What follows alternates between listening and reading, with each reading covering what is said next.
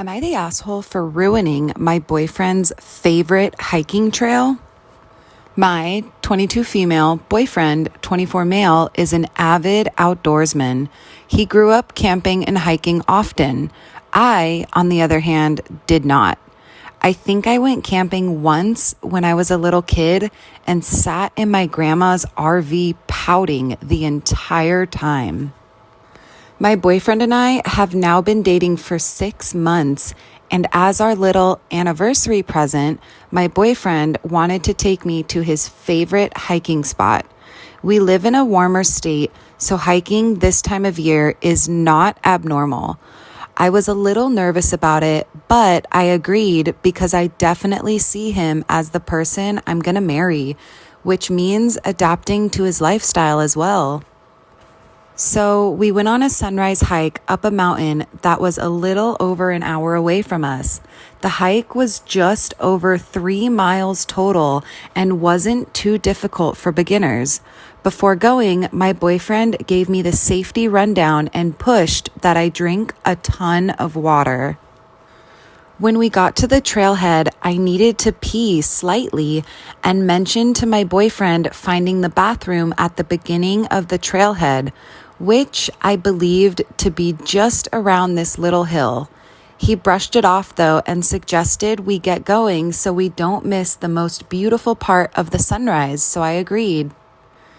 During the first half of the hike, my boyfriend kept pushing for me to drink water to the point where I felt like I was going to throw up and my bladder was going to explode. When we got to the best part of the hike, we sat there for a few minutes before I mentioned heading back down because at this point, I really needed to find that bathroom. My boyfriend insisted we stay for a few more minutes until I finally dragged him up. Listen, I've never peed outside in my entire life, but I must have drank so much water my bladder just couldn't take it. Before we even made it back down, I knew I was about to pee my pants. I kept mentioning it to my boyfriend and he kept comforting me, saying it was okay, saying I can make it. Unfortunately, I could not make it. I apologized profusely, but told him I had to duck behind a big rock a little ways off the trailhead to pee, or I was going to pee my pants.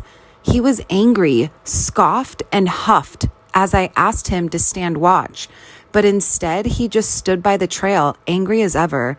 And to make matters worse, an older couple that was cutting through some of the brush walked right by me, but didn't say anything. Yeah. My boyfriend is understandably furious with me, not only for exposing myself on our hike, but also for rushing our beautiful view. This is his favorite hiking spot and I ruined it. I feel terrible, but I also feel like it was something that I couldn't control. So am I the asshole? And the top comment coming in with 44,000 upvotes. Not the asshole. He is being absolutely ridiculous. People pee outside while hiking and camping all the time. He also dismissed you saying you needed to go. This whole situation is a huge red flag. Next comment coming in with 8,000 upvotes. Also, another red flag that their quote-unquote anniversary present was an activity only he loves and OP clearly does not partake in or even especially want to by the sounds of it, nor should she, but it's telling that he insisted on an activity he enjoys and then irrationally and aggressively berated her during it for having a human bodily function? Heavens, what would he be like in an actual crisis of any kind that inconveniences him? Quite alarming, really. Another comment coming in at 8,000 upvotes. I had to go back and reread what he was understandably furious about when I read the post. Red flag, red flag, red flag. 3,000 comments. And her comment about changing herself because she wants to marry a dude that hikes, if she dislikes hiking and camping that much, he can have it as a solo/friend activity. OP doesn't have to learn to like it. Also, is he going to learn to like an activity she likes and he hates? Because it kind of sounds like BF is immovable and a dick. And my vote. I think this chick is not the asshole. I myself am an avid hiker, rock climber, everything. I pee outside all the time. I don't know why the boyfriend was getting so upset. She literally just popped a squat and he lost his marbles. Final edit. OP announced she'll be breaking up with him. Am I the asshole for asking my sister and brother-in-law to move out after 3 years of supporting them after a family tragedy? About 3 years ago, my sister and her husband lost their 3 young children in a really bad car accident. My sister barely survived, but pulled through. They had 2 daughters who were 8 and 6 and a 3-year-old son. I won't go into specifics surrounding the accident or their deaths because it is, quite frankly, horrific. My sister and I are 10 months apart and have always been extremely close. At the time of my niece's and nephew's death, I was living alone in a 3-bedroom home and offered for them to live with me. They were both, understandably, too unable to function to go back to work, and we all needed each other. I didn't want them to have to worry about money or losing their home after what had happened. I have supported them emotionally and financially pretty much ever since it happened.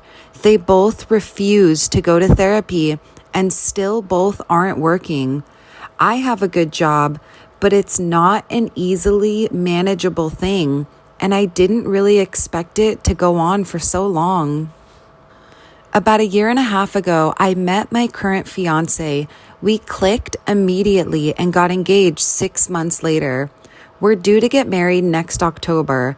I've been trying to drop hints to my sister about wanting my house back to myself to live in with my fiance, but she's not picked up on any of it.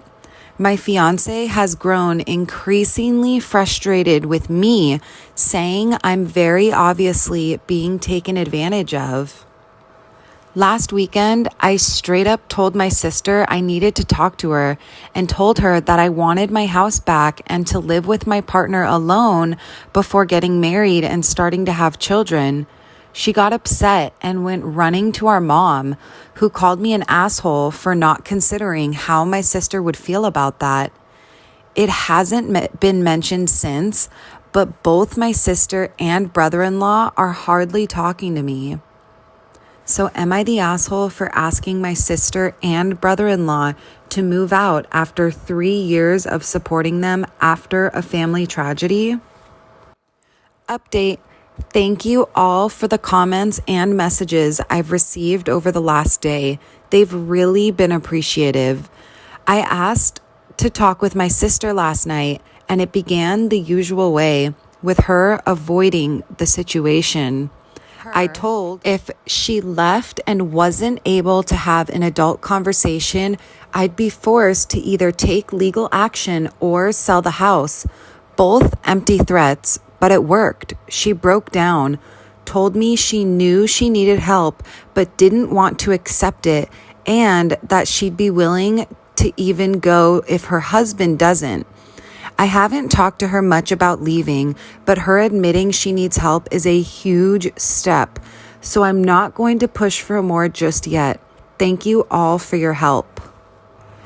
And the top comment coming in with 30,000 upvotes. Not the asshole. 3 years is long enough. If they still aren't ready to go out on their own, your mother can take them in. Next comment, 19,000 upvotes. It sounds like mom is volunteering to take them in herself.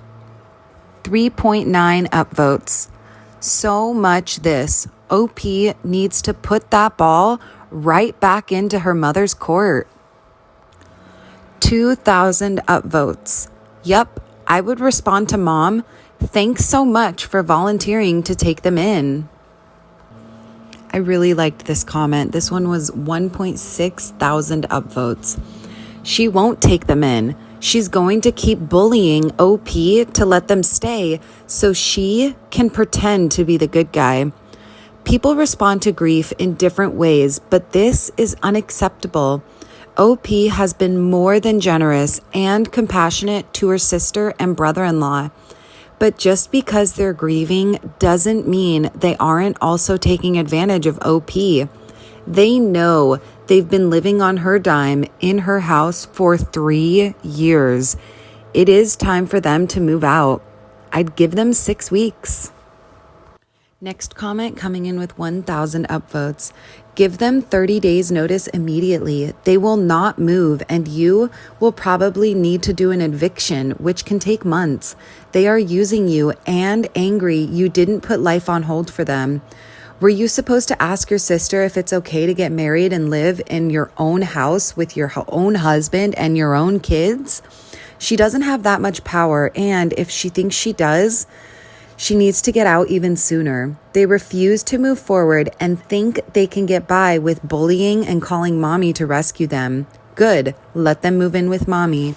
My vote, this girl is not the asshole. She's done more than enough.